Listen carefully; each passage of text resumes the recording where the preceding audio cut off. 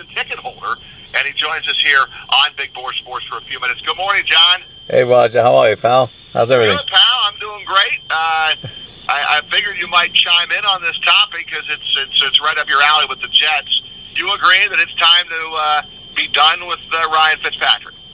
I actually, if you remember the last time I called on the 16th of October, I think I said to you, I think you got to make the move to Petty. Listen, if you know right now you're not signing, Fitzpatrick to another year, then why are we wasting our time watching this guy just throw the season down the road, down the tubes and stuff? So you have to see what's down the road ahead of you. You got to put the young kid in. You have to give him a shot because, it could affect what you're going to do in the offseason next year. Are you going to go for a quarterback that's available? Somebody might get released, a veteran or something like that. Do you go for him, or you say, you know what, we saw Petty last year. We think he has enough. He's got a couple of years left on his rookie contract. Let's give him a shot. Hackenberg's in the wing waiting as well. Or, do we go back into the draft and maybe get a Chad Kelly or something like that, or the guy from Clemson. So, it can affect the draft, and it can affect who you sign in the offseason. So that's why you got to go with Petty now. You have to make the move. And John, I know mathematically they're not eliminated, but Todd Bowles and everyone else in that organization, if they're in la-la land here, if they really believe that they can run the table and make the playoffs, that is ridiculous. They're not making the playoffs. Well, Roger, I remember back in the early 90s, the Jets they had a terrible start, and I think they finished 8-8.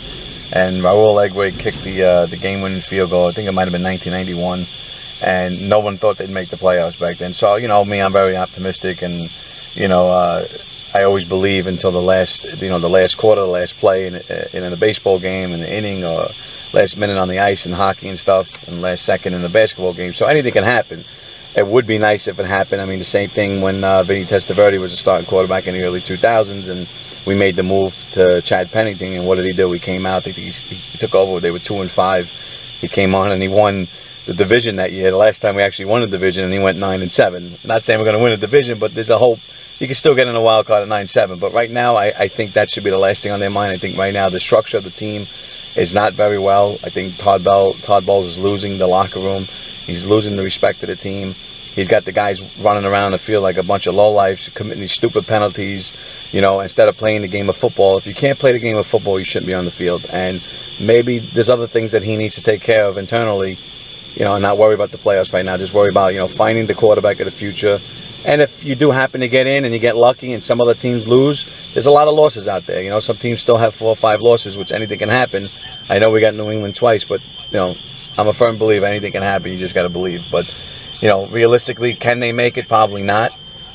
But there's always an outside chance. And I think right now they should be just concentrating on the internal stuff that's going on, fixing that up, tightening that up, and then also fixing up the problem with, who's going to be our quarterback. This is 15 years now. We still don't know what the hell's going on at quarterback. No doubt. John, I appreciate it. Thank you much for the call. John from Staten Island, Jet season ticket holder.